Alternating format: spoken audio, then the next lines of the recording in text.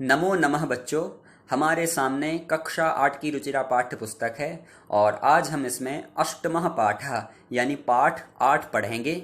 इस पाठ में विलुप्त होते जा रहे पारंपरिक ज्ञान, कौशल एवं शिल्प के धनी गजधर के संबंध में चर्चा की गई है। पाठ का नाम है संसार सागरस्य नायकाः, मतलब संसार सागर के नायक। नायक का मतलब होता है हीरो, संसार सागर के हीरो। इस पाठ में संसार सागर पानी के लिए मानव द्वारा निर्मित तालाब, बावड़ी जैसे निर्माणों को कहा गया है। आइए हम पाठ को पढ़ना प्रारंभ करते हैं और साथ ही साथ प्रत्येक शब्द का अर्थ भी देखते जाएंगे।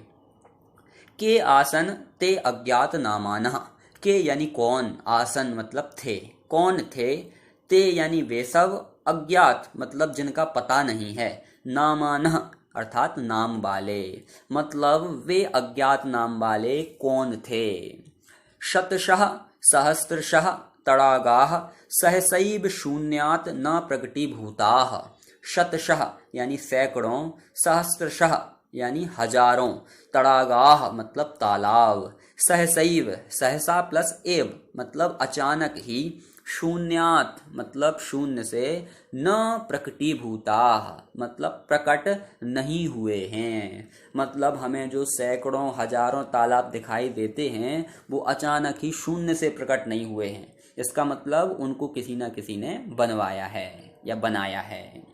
इमे एव तड़ागाः, इमे यानी ये सब, एव ही, तड़ागाः यानी तालाब, ये सब ही तालाब, अत्र संसार सागराः इति, अत्र यानी यहाँ, संसार सागराः इति मतलब संसार सागर कहे गए हैं। एतेषाम् आयोजनस्य नेपथ्ये, एतेषाम् अर्थात इन सभी के, किन सभी के, इन सभी तालाबों के, आयोजनस्य मतलब निर्माण के, नेपथ्ये मतलब पीछे, इन सभी के निर्माण के पीछे, निर्माप इत्रीणाम एककम, निर्माप इत्रीणाम मतलब बनवाने वाले की, एककम मतलब इकाई, सिंगल यूनिट, सिंगल डिजिट। निर्मात्रीणाम च दशकम, च मतलब और, निर्मात्रीणाम मतलब बनाने वाले की, दशकम मतलब दहाई, डबल यूनिट, आसीत मतलब थी, मतलब जो बनवाने वाले थे उनकी तो इकाई थी, सिंगल यूनिट थी, और जो बनाने वाले थे उनकी दहाई थी, मतलब डबल यूनिट में थे। एतत् एककम दशकम च आहत्य, एतत् यानी यह, एककम मतलब इकाई, सिंगल यूनिट, दशकम मतलब दहाई, डबल यूनिट, आहत्य मतलब मिल करके, शतकम सहस्रम वा रचयतः स्म, शतकम यानी सैकड़ों, सहस्रम वा मतलब होता है अथवा, सहस्रम यानी हजार, अथवा हजार, रचयतः स्म मतलब रचे गए, मतलब बनवाने वाले की इकाई और बनाने वाले की दहाई, इन सबको मिलकर के शतकम यानी सैकड़ों रचे गए, सहस्रम मतलब हजारों रचे गए। परम विगतेषु द्विशत वर्षेषु, परम यानी परंतु, विगतेषु यानी बीते हुए, द्विशत वर्षेषु मतलब 200 वर्षों में, परंतु बीते हुए 200 वर्षों में, नूतन पद्धत्या, नूतन पद्धत्या मतलब नई पद्धति के या नई पीढ़ी के, समाजेन मतलब समाज के द्वारा, यत किंचित पठितम, यत किंचित मतलब जो कुछ भी, पठितम यानी पढ़ा गया, परंतु बीते हुए 200 सालों में नई पीढ़ी के समाज के द्वारा जो कुछ भी पढ़ा गया, पठितेन तेन समाजेन, पठितेन मतलब पढ़े हुए, तेन यानी उस, समाजेन मतलब समाज के द्वारा, पढ़े हुए उस समाज के द्वारा, एककम दशकम सहस्र कंच इत्येतानि, एककम यानी इकाई, दशकम यानी दहाई,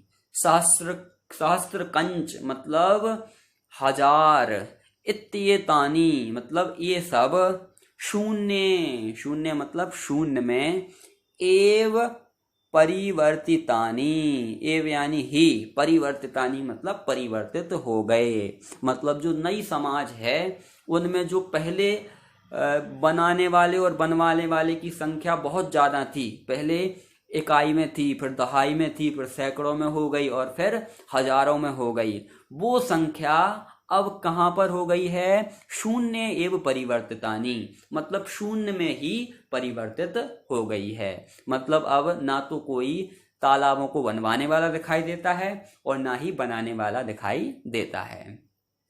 अस्य नूतन समाजस्य मनसी, अस्य मतलब इस, नूतन समाजस्य यानी नए समाज के, मनसी मन में, इयमपि जिज्ञासा नैव उद्भूता, इयमपि मतलब यह भी, जिज्ञासा जानने की इच्छा, नैव अर्थात नहीं, उद्भूता मतलब उत्पन्न हुई, यथ की, अस्मात् पूर्वम मतलब इससे पूर्व, एतावतः तड़ागान के रचयंती स्म, एतावतः मतलब ये सब, तड़ागान तालाबों को, के मतलब कौन, रचयंती स्म मतलब रचे थे, मतलब ये सब तालाब किसने रचे थे? ये नई समाज के मन में इतनी सी भी जिज्ञासा उत्पन्न नहीं हुई कि वो पता करे कि इन सब तालाबों को किसने बनाया था। एतादृशानि कार्याणि कर्तुम, एतादृशानि यानी ये सब, कार्याणि मतलब कार्यों को, कर्तुम यानी करने के लिए, ज्ञानस्य मतलब ज्ञान की, यो मतलब यह या जो, नूतनः प्रवृत्ति, नूतनः अर्थात नई, प्रवृत्ति मतलब तकनीकी, विकसिता मतलब विकसित हुई, मतलब ज्ञान की जो नई प्रविधि विकसित हुई, नई तकनीक विकसित हुई, तेन प्रविधि नापि, तेन अर्थात उस, प्रविधि नापि मतलब तकनीक ने भी, पूर्वम संपादितम एतत् कार्यम, पूर्वम अर्थात पहले, संपादितम मतलब संपन्न हुए या किए गए, एतत् कार्यम मतलब इस कार्य को, मापितुम मतलब नापने के लिए, न केनापि प्रयतितम, न अर्थात नहीं, केनापि मतलब किसी ने भी, प्रयतितम मतलब प्रयत्न किया है, मतलब अभी जो नई तकनीक विकसित हुई है उस तकनीक ने यह जानने की भी कोशिश नहीं की है कि जो पहले पूर्व में संपादित कार्य हुए थे, मतलब जो पहले कार्य किए गए थे वो किसने किए हैं।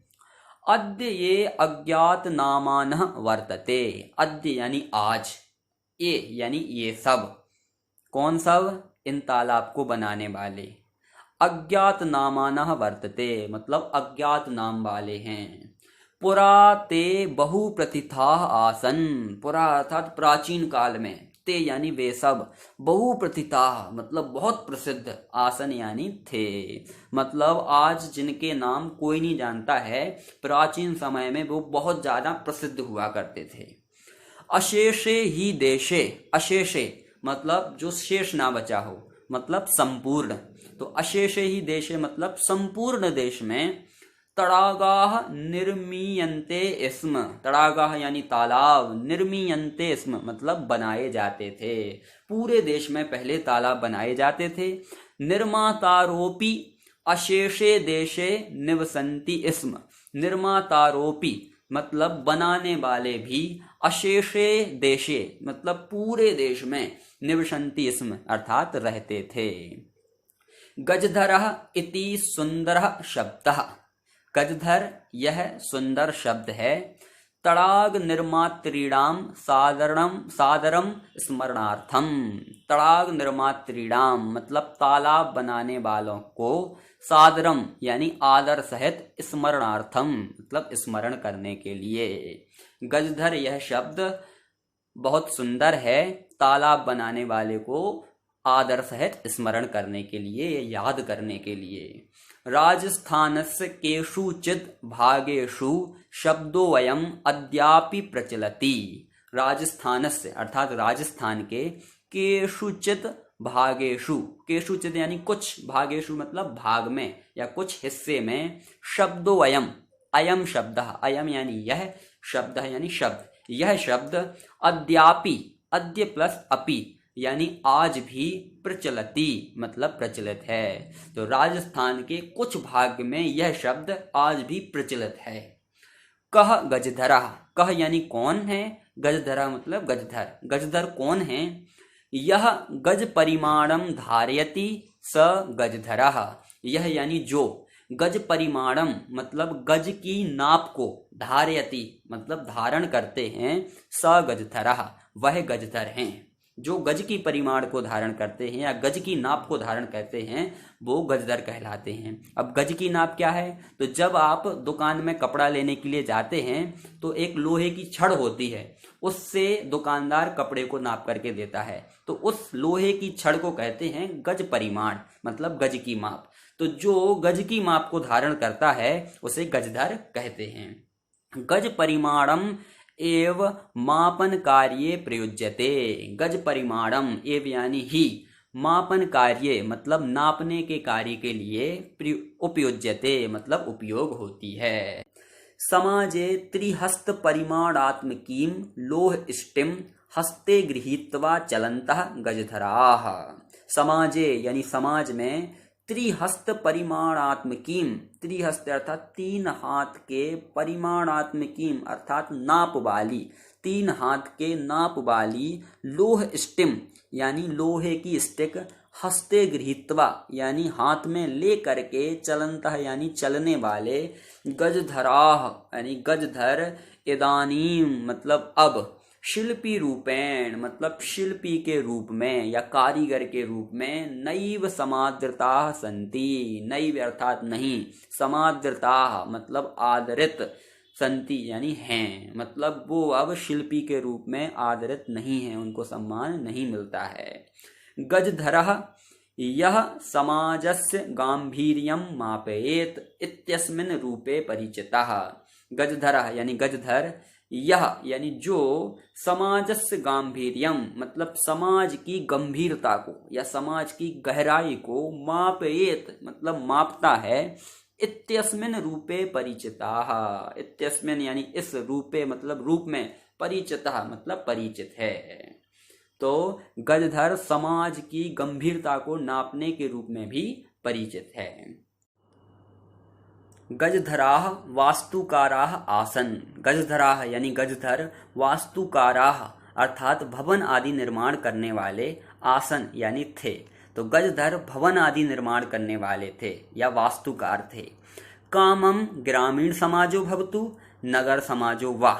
कामम यानी चाहे, ग्रामीण समाजो भवतु मतलब ग्रामीण समाज हो मतलब गांव की समाज हो, नागर समाजो वा यानी अथवा, नागर समाजो मतलब नगर की समाज हो या शहर की समाज हो, तस्य नवनिर्माणस्य सुरक्षा प्रबंधनस्य, तस्य यानी उसके, नवनिर्माणस्य मतलब नए निर्माण के, सुरक्षा प्रबंधनस्य मतलब सुरक्षा व्यवस्था का, दायित्वम मतलब दायित्व, गजधराः निभालयन्ति स्म मतलब गजधर ही निभाते थे। मतलब चाहे गांव की बसावट हो, गांव को बसावट करने का काम हो या फिर शहर को बसावट करने का काम हो, ये सभी का सुरक्षा प्रबंध कौन देखता था?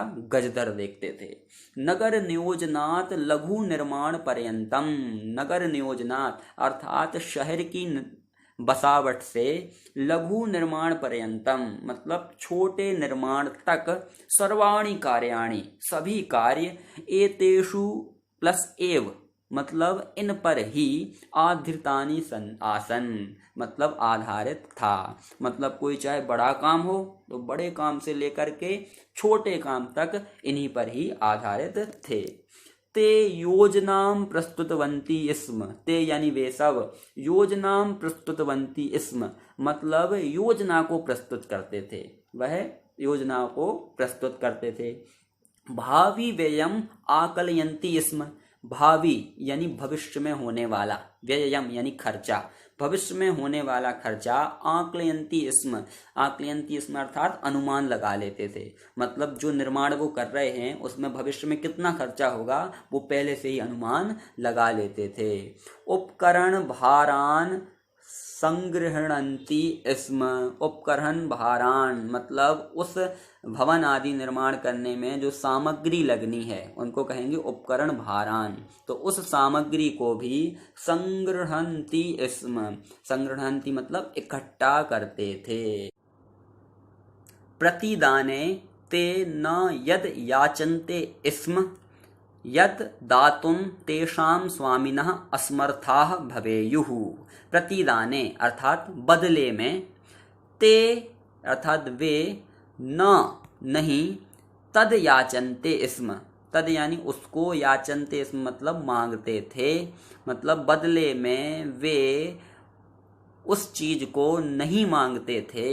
यद दातुम तेषाम स्वामिनः असमर्थाः भवेयुः, यद यानी जो, दातुम यानी देने के लिए, तेषाम स्वामिनः अर्थात उसका मालिक, असमर्थाः भवेयुः मतलब असमर्थ हो, मतलब गजधर ऐसी चीज नहीं मांगते थे जो उसका मालिक देने में असमर्थ हो।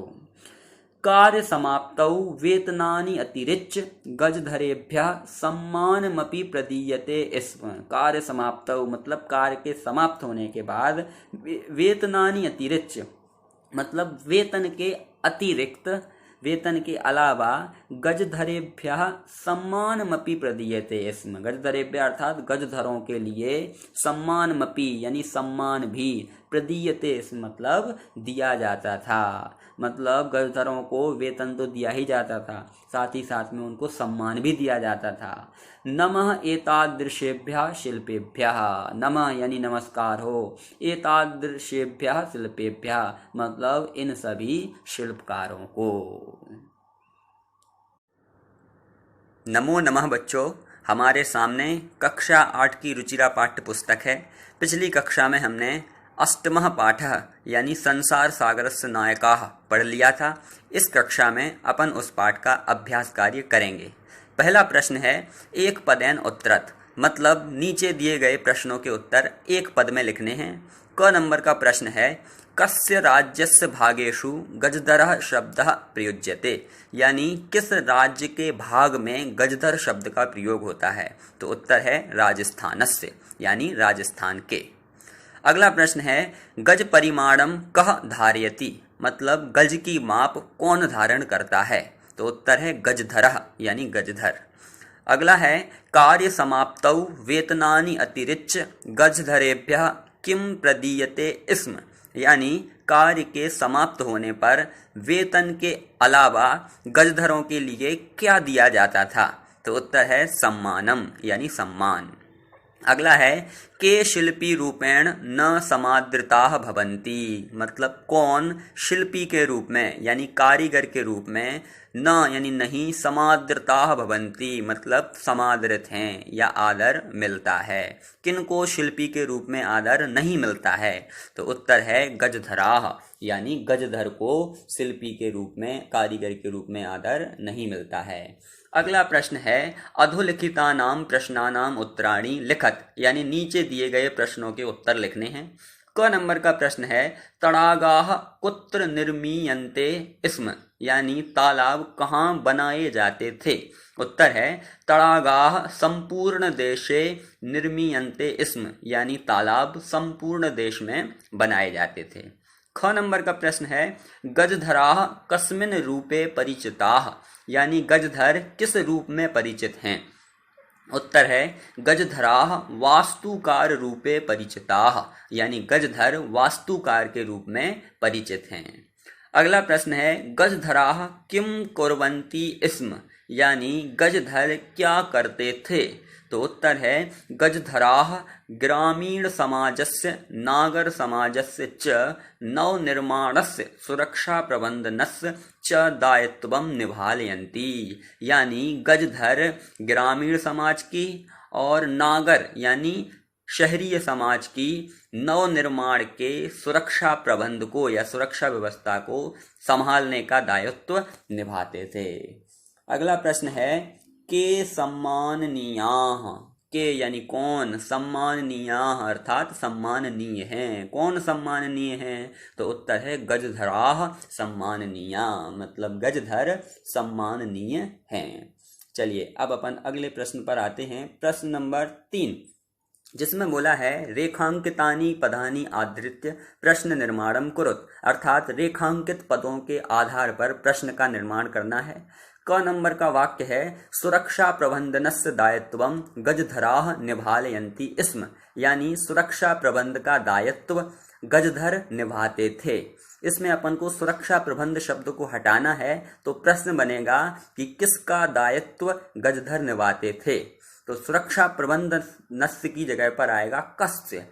प्रश्न बनेगा कस्य दायित्वम गजधराः निभालयन्ति, मतलब किसका दायित्व गजधर निभाते थे। और अंत में प्रश्नवाचक चिन्ह भी लगाना है। अगला वाक्य है तेषां स्वामिनः असमर्थाः सन्ति। तेषां यानी उनके, स्वामिनः स्वामी या मालिक, असमर्थाः सन्ति यानी असमर्थ हैं, उनके मालिक असमर्थ हैं। इसमें अपन को प्रश्न बनेगा किनके मालिक असमर्थ हैं, तो तेषां की जगह पर आ जाएगा केषां। प्रश्न बनेगा केषां स्वामिनः असमर्थाः सन्ति, यानी किसके स्वामी असमर्थ हैं। ग नंबर का वाक्य है कार्य समाप्तौ वेतनानि अतिरिच्य सम्मानमपि प्राप्नुवन्ति, यानी कार्य के समाप्त होने पर वेतन के अलावा सम्मान भी प्राप्त करते थे या करते हैं। तो यहाँ पर वेतनानी शब्द को हटाएंगे तो प्रश्न बनेगा कार्य के समाप्त होने पर किसके अलावा सम्मान भी प्राप्त करते हैं, तो वेतनानी की जगह पर आ जाएगा कानी। प्रश्न बनेगा कार्य समाप्तौ कानी अतिरिच्य सम्मानमपि प्राप्नुवन्ति। इस प्रकार से ये प्रश्न बनेगा। अगला देखिए, घ नंबर का वाक्य है गजधरः सुंदरः शब्दः अस्ति, यानी गजधर सुंदर शब्द है। प्रश्न बनेगा क्या सुंदर शब्द है, तो गजधरः की जगह पर आ जाएगा कह। प्रश्न बनेगा कह सुंदरः शब्दः अस्ति, यानी कौन सुंदर शब्द है। अगला है तड़ागाः संसार सागराः कथ्यन्ते, यानी तालाबों को संसार सागर कहते हैं। प्रश्न बनेगा किसको संसार सागर कहते हैं, तो तड़ागाह की जगह पर आ जाएगा के संसार सागराः कथ्यन्ते, यानी किन को संसार सागर कहते हैं। चलिए अब अपन चलते हैं चौथे नंबर के प्रश्न पर, जिसमें बोला है अधुलिखितेषु यथापेक्षितं संधिम विच्छेदम कुरुत, मतलब जिसमें संधि करने की जरूरत है वहाँ संधि करनी है और जहाँ विच्छेद करने की जरूरत है वहाँ विच्छेद करना है। क नंबर में देखो अद्य प्लस अपि, इन दोनों को मिलाएंगे तो बनेगा अद्यापि। स्मरण प्लस अर्थम, इनको मिलाएंगे तो स्मरणार्थम। इति प्लस अस्मिन्, इत्यस्मिन्।